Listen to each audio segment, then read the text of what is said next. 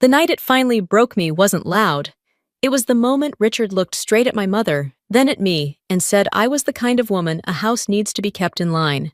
He said it like a fact, like I was furniture, like my voice had never mattered.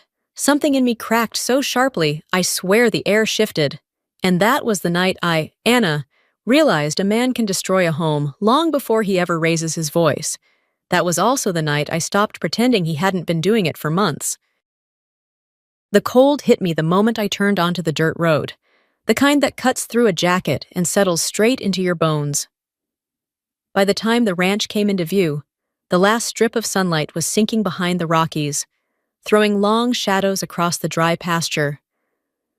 My mother had twisted her ankle a few days earlier and asked me to come help until she could get around again. She tried to make it sound casual, but there was a tremor beneath her voice that told me otherwise. I pushed open the familiar wooden door, expecting warmth, maybe even relief. Instead, the first thing I saw was a man standing dead center in the living room, boots planted, arms crossed, posture crisp enough to pass inspection. Richard Halston.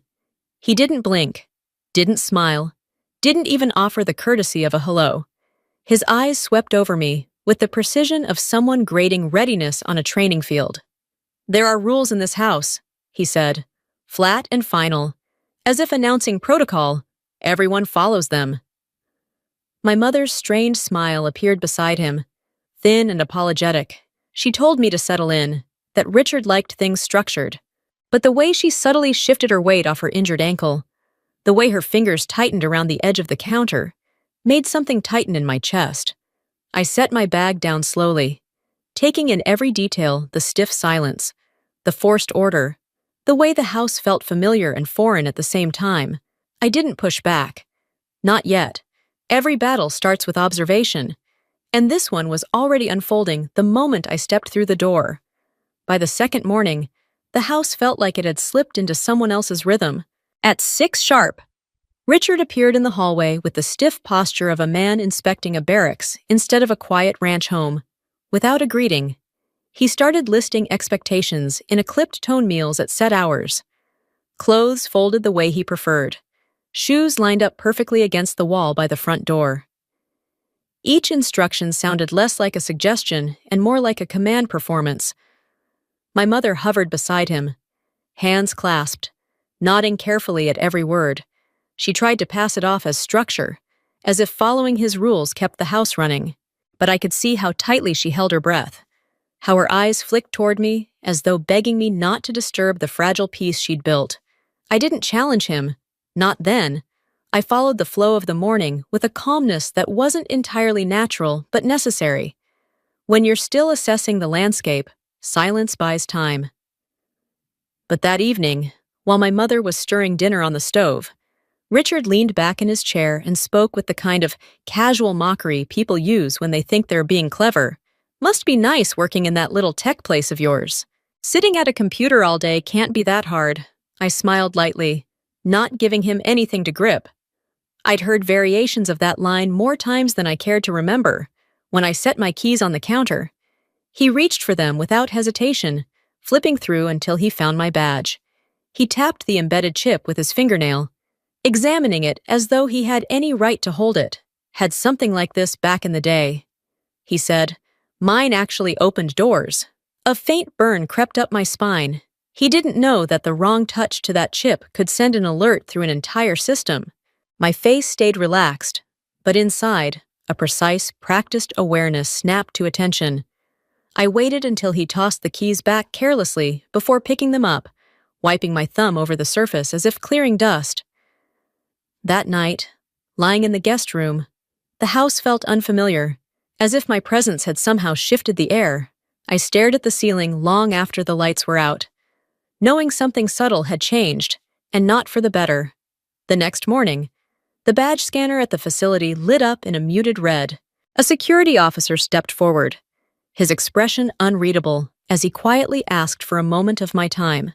"There was unauthorized contact with your chip last night. We need information about your living arrangements." My pulse tightened. I knew exactly what that meant. One tap from Richard, one thoughtless assertion of control, had triggered a system built to detect breaches at the highest level, If anything like that happened again, I could lose access to everything I'd worked for. I filed an initial report, sticking strictly to what was required. No embellishments, no personal details, nothing pointing toward home. But the pressure in my chest didn't ease. It only gathered weight, later that day. When I stepped through the mudroom, voices drifted from the open garage. Richard's tone echoed with self-importance. "I'll whip this place into shape soon enough. Linda's daughter needs guidance. Watch how I get her straightened out." I froze. Listening, he went on louder, almost boasting. "Once the training event is set up here, she'll be the perfect example. Discipline starts right at home." My breath left me in one sharp exhale. The rules, the surveillance, the constant corrections. He wasn't just testing boundaries. He was preparing to use me publicly as proof of the authority he wanted people to believe he carried. A man once reprimanded for abusing power was now rebooting the same pattern under my mother's roof. I let the garage door fall shut without a sound. He thought he was shaping the house. He had no idea he'd just exposed his fault line. It didn't take long for Richard's presence to wrap itself around the house like a tightening rope. Everywhere I walked, his gaze followed quiet, calculating, as if he were memorizing my movements. Each time I stepped out of my room, he demanded to know where I was going, how long I'd be gone, and why I was leaving. My mother tried smoothing the edges, offering gentle comments to redirect him, but the way she twisted her wedding band told a deeper truth. She only did that when she was anxious, and lately it never seemed to leave her hand. That night, I returned later than usual after a long internal meeting. I found Richard standing outside my bedroom door, posture rigid, like he'd been waiting. Out late again, I thought the expectations here were clear. I kept my voice steady. I had work. His smirk said he didn't buy it. That little computer job. "You think I don't see what's going on?" I didn't give him anything more. I stepped into my room, shut the door, and locked it. The hall light clicked off behind me. But the next morning, the first knot pulled tight, someone had gone through my things. My technical documents were turned the wrong direction. My pen moved, my notes disturbed. Nothing was stolen, which somehow made the intrusion worse. Whoever had touched them wasn't looking for anything, they were judging what they found.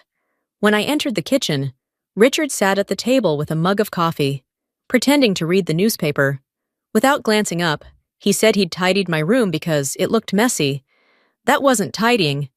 That was surveillance disguised as housekeeping, and he wanted me to know it. The second knot pulled when my mother defended him. Yeah, she told me he was trying to keep order, that I should respect his effort. Her voice shook as she said it, her eyes darting away from mine. It wasn't her loyalty that hurt, it was the fear behind it. The third knot arrived at noon, when a secure message pinged on my device. Unauthorized access detected on your ID chip.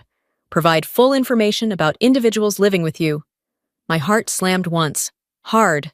One careless tap from Richard had triggered a national-level alert.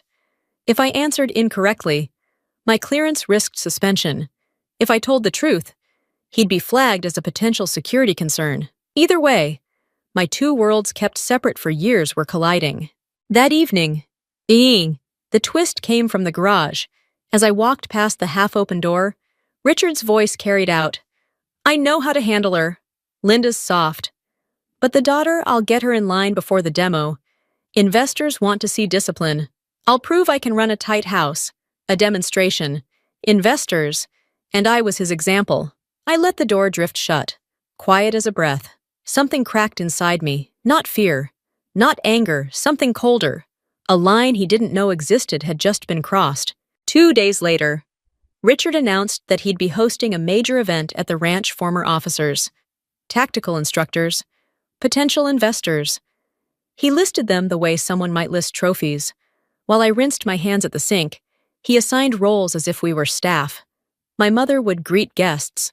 I would serve drinks, clear dishes, manage the flow. He didn't look at me when he said it, just pointed, dismissive. As if directing a stagehand, my mother gave me an apologetic glance. I only nodded. Let him prepare his stage. The first knot of this chapter tightened when I saw a familiar face while picking up supplies in town. A man who had attended a high-level briefing months earlier. He'd heard me present. He knew a version of me no one in this house could imagine. Wrapped in a coat and cap, I slipped past him. He didn't recognize me, and that was exactly what I needed. The second knot came that night when my mother handed me documents with trembling hands. Oh. Richard wanted her to sign away several acres for his expansion. She didn't understand the legal terms. She trusted him. The papers were nearly complete. He wasn't just policing the home, he was positioning himself to own it. I tucked the documents away before she could waver. The third knot tightened at 9 p.m. when a secure call ordered me to Washington, D.C. for a critical briefing the same day as Richard's event. Duty pulled one way, loyalty another. I chose to go. I could return in time. But the twist came after the meeting. When I stood in the locker room staring at my pristine uniform whites, the sight of it was a quiet surge of clarity. Richard wanted a performance. He wanted a stage.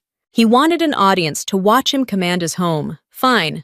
I would let him have all of it right up until the moment the truth walked in and rewrote the script. The morning before the event, Richard's voice carried through the house like a drill instructor's bark. When I stepped into the kitchen, he was arranging serving trays, wiping glassware, and straightening candles with the stiff precision of someone preparing for an inspection rather than a gathering. My mother hovered beside him, twisting a dish towel into a tangled rope as she tried not to draw his attention. When he saw me, his gaze swept over me as if checking for flaws in his setup. "Tonight needs to be perfect," he said. "I want our guests to see how well I keep things under control." I told him I'd handle what was expected of me. The calmness in my tone made him narrow his eyes, suspicious of anything he couldn't command outright. The first shift came at midday when a few guests arrived early. Richard positioned my mother in the middle of the living room and corrected her posture like she was a trainee. He adjusted her shoulders, told her how long to hold eye contact, and instructed her not to speak too much so he could make the introductions himself. She nodded quickly, her face tightening with embarrassment. Watching him mold her into a prop made something in me knot.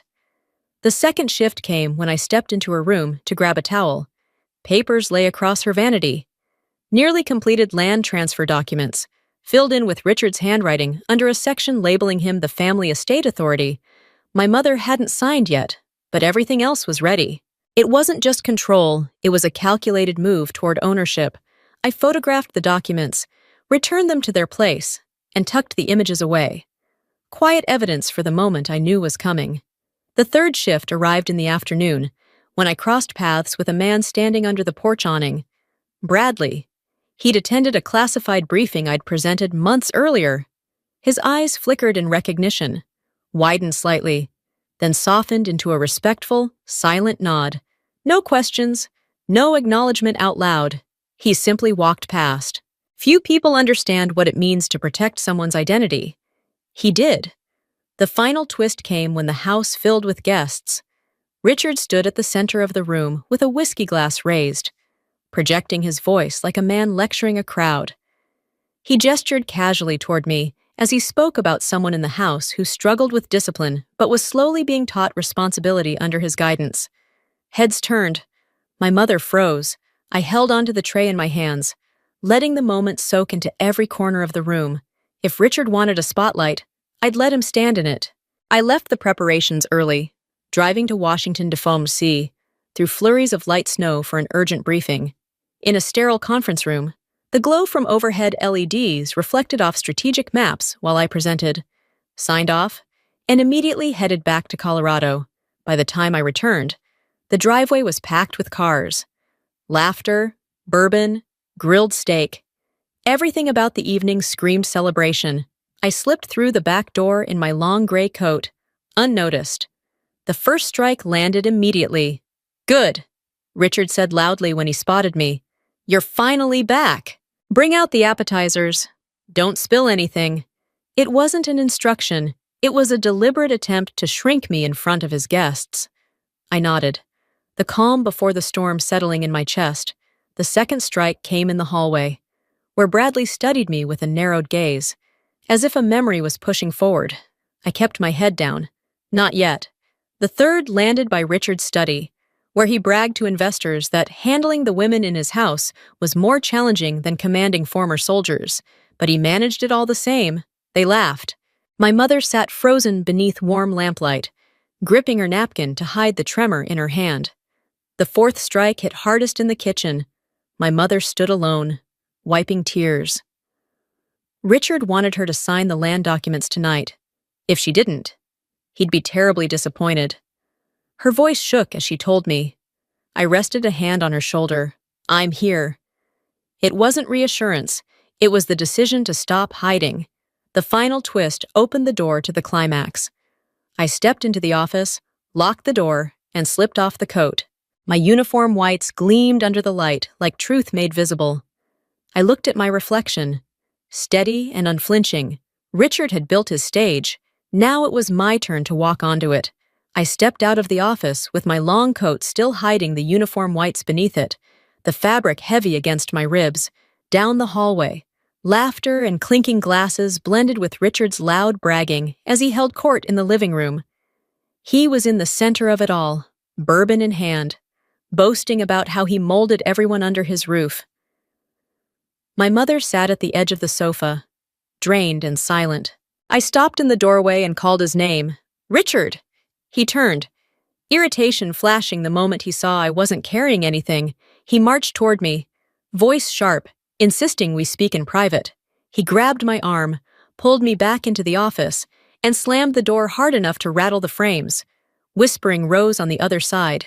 He planted himself behind the desk like a man ready to deliver punishment. This is my house. You follow what I say. The desk shook under his fist. I didn't move. I simply unbuttoned my coat. It fell to the floor with a soft thud, revealing the bright white uniform beneath rank. Insignia, gold trim catching the desk lamp. Richard froze, mouth slack, the bourbon slipping from his fingers and splattering onto the rug. The door cracked open. Bradley and several guests stood at attention. Ma'am, at your service. Richard turned pale as truth eclipsed every word he'd ever shouted. I met his eyes. Still want to tell them how you run this house. The moment I stepped back into the living room, the noise that had filled the house only minutes earlier was gone. No laughter, no clinking glasses, no boastful speeches, just the jagged sound of Richard's breathing as he tried to reclaim whatever dignity hadn't already slipped through his fingers. He scanned the room, forcing a strained smile. There must be some kind of misunderstanding. But every man in uniform there knew exactly what the insignia on my shoulder meant. Bradley's eyes dropped briefly to the bourbon stain on the rug. Richard's own authority spilled at his feet. One of the investors stood abruptly. Richard, you never mentioned anything like this. A second pushed his chair back, voice low but loud enough to echo.